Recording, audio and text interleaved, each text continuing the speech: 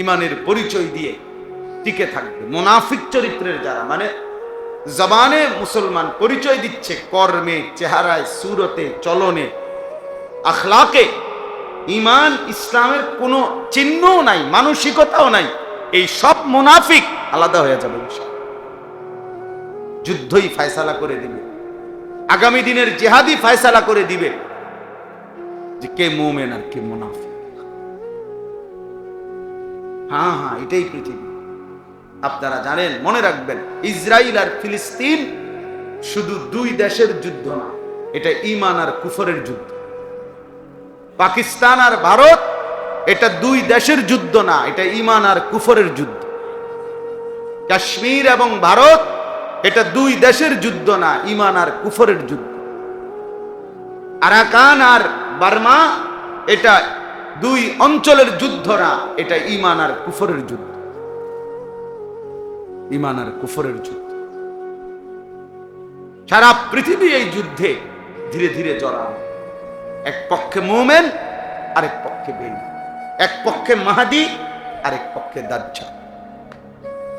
এক পক্ষে মুসলমান, আরেক পক্ষে ইহুদি এবং ইহুদিদের দোসররা।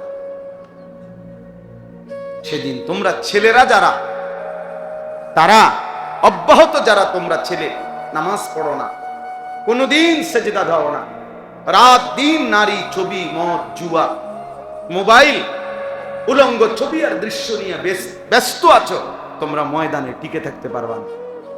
মনে রেখো, অপদার্থের মতো, জন্তু জানোয়ারের মতো পড়ে থাকবা। হয়তো তোমার এই পৃথিবীতে কেউ কোনো মুমিনের কাতারে আল্লাহর দ্বীনের জন্য নিবেন, বরং সেজদাওয়ালা, ঈমানওয়ালা, আমলওয়ালা, তাকওয়াওয়ালা সেই মুমিনের ঈমানের পক্ষে লড়বে, আর বেঈমান কাফেরের পক্ষে লড়বে। আল্লাযীনা আমানু ইউকাতিলুনা ফি সাবিলিল্লাহ।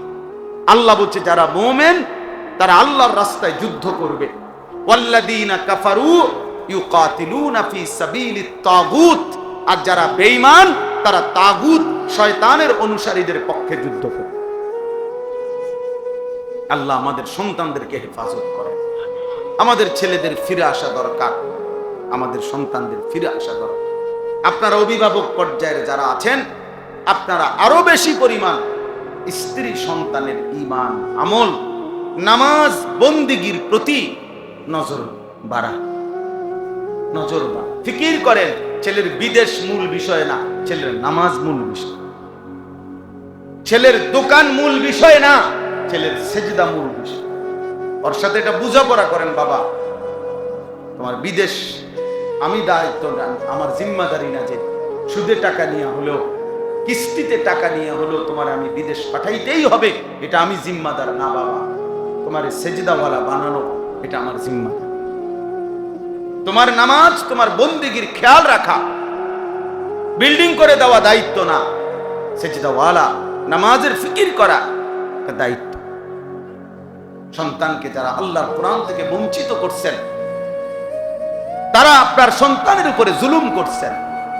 মাদ্রাসায় পড়ান নাই, দ্বীন শিখান নাই, আল্লাহর কোরআন থেকে বঞ্চিত করেছেন। যারা মুসলমান হয়েও আল্লাহর কসম আপনি জুলুম করছেন, আপনি জালেম। হাসরের ময়দানে জালেম হিসাবে আপনাকে আল্লাহর সামনে জবাবদিহি করতে হবে।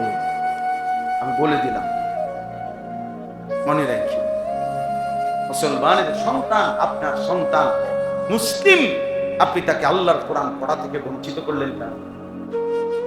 হ্যাঁ, আপনি মুসলমান, আপনার সন্তান মুসলমান, অথচ আল্লাহর কোরআনের একটা লাইন, একটা পৃষ্ঠাও দেখে দেখে পড়তে পারে না। ঘটনাটা কি? আপনি কি জাতের মুসলমান? আপনার জিফুত কি জাতের মুসলমান? হ্যাঁ, নিজেই কি হইলেন আর সন্তানদের কি বানায়? কারণটা কি? আল্লাহর কোরআনকে প্রত্যাখ্যান করলেন কেন?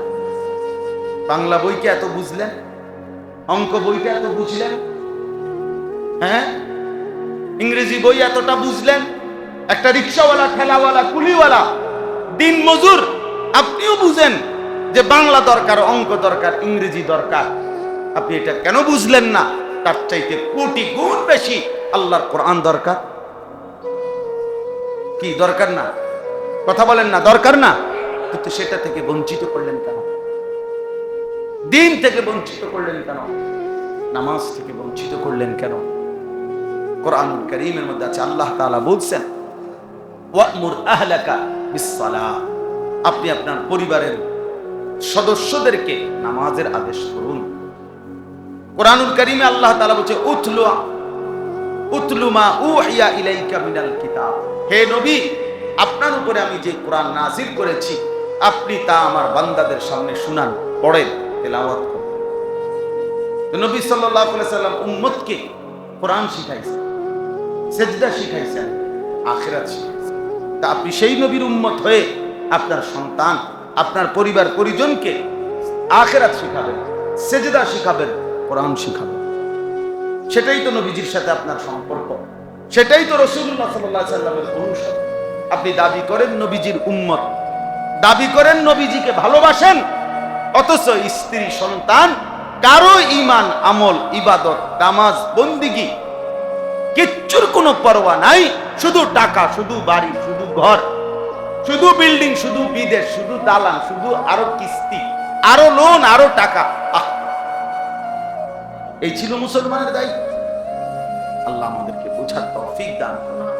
এই জন্য চারিদিকে মাদ্রাসা, চারিদিকে মাদ্রাসা। এই জামানায় কমপক্ষে মুসলমানরা কোনো জবাবদিহি করতে পারবে না হাসরের ময়দানে। একটা সময় ছিল হয়তো 50 মাইলের ব্যবধানে, 100 মাইল দূরে হয়তো মাদ্রাসা ছিল। আমাদের পরিচিত একজন মনোহরগঞ্জের আলেম, উনি বলছেন সকালবেলা প্রত্যেক দিন 17 কিলোমিটার পায়ে হাইটা, 17 কিলো পায়ে হাইটা মাদ্রাসায় যাইতেন, আবার ছুটি হইলে বিকাল বেলা 17 কিলোমিটার পায়ে হাইটা বাড়িতে আসতেন। এক সময় এমন ছিল। এখন 17 কিলোমিটার দূরে যাইতে হবে, কথা বলেন না কেন? তাইলে কিসের কারণে ছেলেটাকে দিন শিখাইতে পারলেন না? কিসের কারণে আমনের সূরা কেরাত অশুদ্ধ রয়ে গেল? চাচা, আপনাদের যাদের সূরা কেরাত দোয়া কালাম অশুদ্ধ, তাদের তো নামাজও অশুদ্ধ। যার কোরআন শরীফ তেলাওয়াত শুদ্ধ নাই, তার নামাজ কোনোদিনও হয় না। কোন নামাজ, কাবা শরীফের সাদেও যদি নামাজ পড়ে, একের কাবা ঘরের ভিতরেও যদি নামাজ পড়ে, তার নামাজ হবে না, হবে না, হবে না, হবে না, হবে না। আমি বলবো, এবারে জোয়ান হন আর বুড়া হন, 90 বছর হোক আর 900 বছর হোক আপনার বয়স, আপনাকে আপনার সূরা কেরাত শুদ্ধ করতে হবে। পুরা কোরআন শুদ্ধ না, ঠিক আছে, আপনি যেদুর সূরা কেরাত নামাজ পড়তে লাগে এদুর ঠিক করবেন, এদুর ঠিক করবেন। যদি বলেন সম্ভব না, না, অসম্ভব কোন বিষয় আল্লাহ আদেশ করতে পারে না। আল্লাহ বলছে শুদ্ধ করো, অথচ আমনে কোন অসম্ভব, তাহলে এটা আল্লাহর উপরে এই অপবাদ দিলেন যে আল্লাহ আমাকে অসম্ভব বিষয়ের জন্য কি করছে, বাধ্য করছে, আর আল্লাহ এমনটা করতে পারে না। তাহলে বোঝা গেল সম্ভব। সম্ভব কিনা বলেন? আপনি কি কারণে আপনার চোখের সামনে মাদ্রাসা, এখানে মাদ্রাসা, ওইখানে মাদ্রাসা, চারিদিকে মাদ্রাসা, চারিদিকে আলেম আছে, চারিদিকে হুজুর আছে, চারিদিকে আফসাব আছে, মসজিদের ইমাম আছে, মসজিদের মুয়াজ্জিন আছে, চতুর্দিকে মাদ্রাসার নুরানির শিক্ষক আছে, হেফজখানার উস্তাদ আছে। এতগুলো আল্লাহর বান্দা থাকতে আপনি আল্লাহর কোরআন অশুদ্ধ নিয়ে, কোরআন অশুদ্ধ নিয়ে কবরে কেমনে গেলেন? আপনার শরম লাগে না? আপনি কেমনে দাঁড়াবেন? হ্যাঁ, এজন্য দয়া করে দিন শিখেন, নামাজকে ঠিক করেন। ছোটবেলায় পড়ছেন মক্তবে, হ্যাঁ ভালো কথা, জীবন চলার পথে ভুল হইতে পারে, ভুল হইতে পারে, আবার শুধরাইলে কোনো সমস্যা। আমি এই গত বছর রাত্রে 1:30 বাজে আমার খুলনার হযরত, বাংলাদেশের বড় বুজুর্গ, অনেক বড় একজন আল্লাহওয়ালা, আমার অন্যতম একজন মুরব্বী আরিফ বিল্লাহ হযরত মাওলানা মুফতি নুরুল আমিন সাহেব, রাত 1:30 বাজে হযরত আমার বাসায় মেহমান হিসাবে ছিলেন। আমি রাত্রে 1:30-2টার দিকে একাকী হযরতকে বললাম, হযরত আমি নামাজের রুকু সেজদা দেই, আপনি আমার একটু ঠিক করে দেন। দেখেন কোনো ত্রুটি আছে কিনা আমার নামাজে। হযরত পুরা নামাজ দেখে রুকুর সময় বলছে যে রুকুর এই হাত যে সোজা ধরে এভাবে, এটা একটু বাঁকা হয়ে যায়, এটা সোজা করে, তাহলে এটা আমি ঠিক করছি।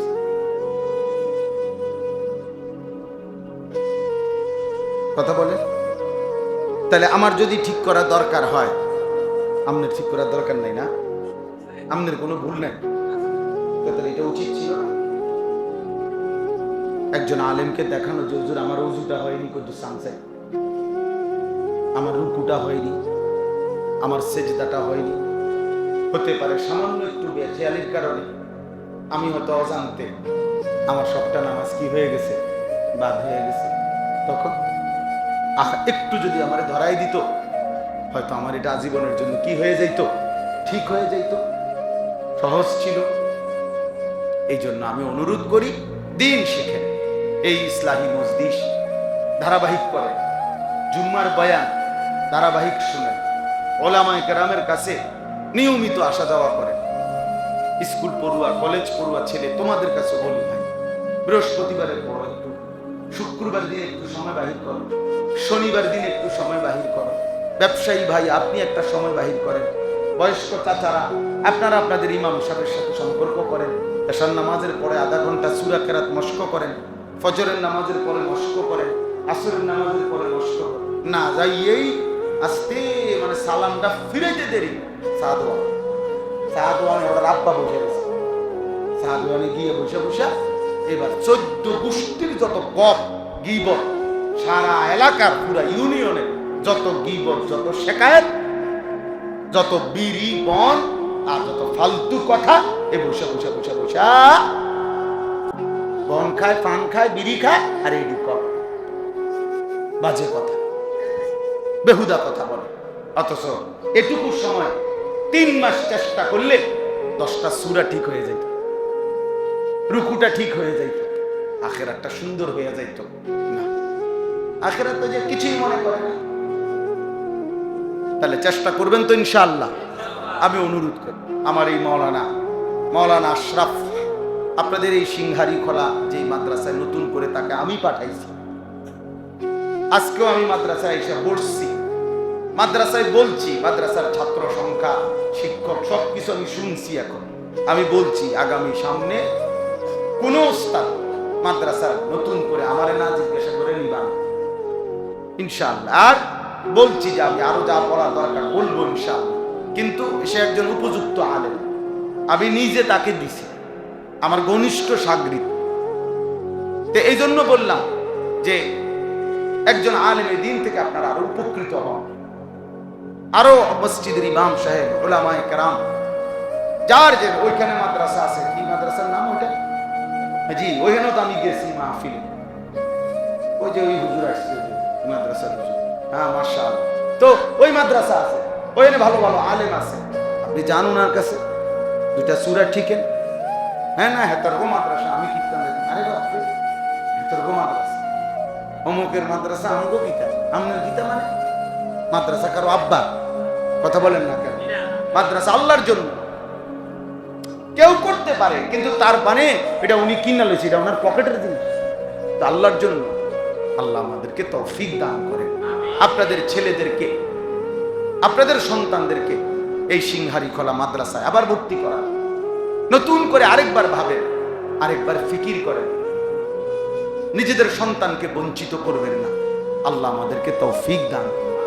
সর্বশেষ কথা হলো, এই আয়াত থেকে শুধু একটা কথা শুনাইতে চাই, তাইলেই আমার কথা শেষ। এখানে কোরবানি আমরা সবাই বুঝি, আলহামদুলিল্লাহ আমরা কোরবানি করেও থাকি, হজ আমরা করি, নামাজ, রোজা, যাকাত আলহামদুলিল্লাহ কম বেশি আমরা যেটুকু ইবাদত পালন করি।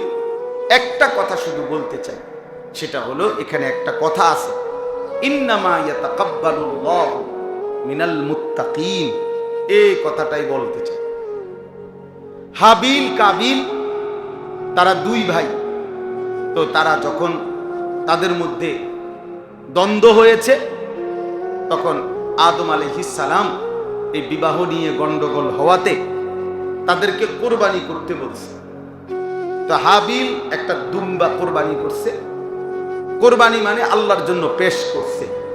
একবারে এখনকার মতো এই নিয়ম মাফিক জবাই করতে হবে এটা ছিল না। বিনা প্রিয় কোনো বস্তু নির্দিষ্ট কোনো জায়গায় রেখে আসা, এটাই ছিল কোরবানি। বুঝছেন না কথা? যার কাছে যেটা প্রিয় উত্তম। তো হাবিলের কাছে সবচেয়ে উত্তম প্রিয় বস্তু ছিল তার একটা দুম্বা, সে দিছে। কাবিলের কাছে কিছু কৃষিজাত গম, শস্য, গাছ, ধান, এরকম এগুলো সে একসাথ করে এগুলো রাখা আসছে। তো দেখেন আল্লাহ তাআলা তখনকার সময়ে বিধান ছিল আসমান থেকে আগুন আইসা যার রেখে যাওয়া কোরবানি প্রিয় বস্তু জ্বালায় দিবে তারটাই গ্রহণযোগ্য, আর যারটা জ্বালাবে না পড়ে থাকবে যেমনি আছে এমনি, তারটা কি হয় নাই, কবুল হয়। আচ্ছা একটাবার চিন্তা করেন চাই যে আমগো অবস্থা যদি একটু রাখেন, একটু এই কথাটাকে চিন্তা করি। হ্যাঁ, আমরা কোরবানি করবার পরে রাইতে ঘুমাইয়া যদি সকালে গিয়ে আরেকবার সবাই চেক দিতাম যে কার কার গরু জ্বালাইছে আর কারটা জ্বালাইছে না, কি বেজ্জুতিটা হইল হইলে, তখন পুরা গ্রাম শক্তি মানুষে বলতো লম্বা লম্বা কথা কও। হ্যাঁ, গপ মারতে সময় তো একবারে দুনিয়া লইয়া গপ মারো, তখনই তো প্রমাণ হয়ে গেছে বেটা তোর অবস্থা কি বাটপার, ওই যে পরে রয়েছে তোরটা দেখা। আল্লাহ দয়া করে আমাদেরকে কত বড় ইহসান করেছে, ইহসান করেছে। তো বলতেছিলাম কাবিল তার কোরবানি কবুল হয় নাই, হাবিলের কোরবানি কবুল হয়েছে। এখানে একটা লক্ষণীয় বিষয় হলো, শুধু এই কথাটা বুঝাইতে চাই, হাবিল দুম্বা কোরবানি দিছে মানে রাখে আসছে, কাবিল কিছু ফসল রেখে আসছে। তাহলে মূলত দুম্বা নাকি ফসল এটার ভিত্তিতে কবুল না, যে এবারটা দুম্বা দেওয়াতে কবুল হয়েছে আর হেবটা ঘাস রাখাতে বা ফসল রাখাতে কবুল হয় নাই, বিষয়টা কি না, এর ভিত্তিতে না। বরং এখানে এই দুই কোরবানির মধ্যে কার কোরবানিতে তাকওয়া ছিল, গুনাহ মুক্ত ছিল, এইটা হলো মূল বিষয়। হাবিলের শতভাগ সে গুনাহমুক্ত ছিল।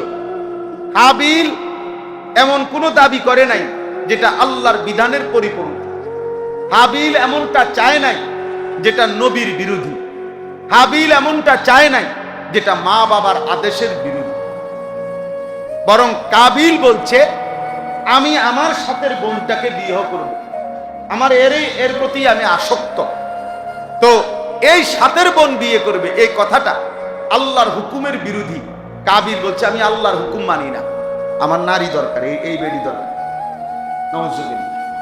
দুই, আদম আলাইহিস সালাম একজন নবী, নবী কিনা, তো এই নবী হিসেবে উনি বলছেন কাবিলকে তুমি এই বোন বিয়ে করতে পারবা না, তুমি হাবিলের সাথে বোন বিয়ে করবা। সে বলছে আমি নবীর বিধানও মানি।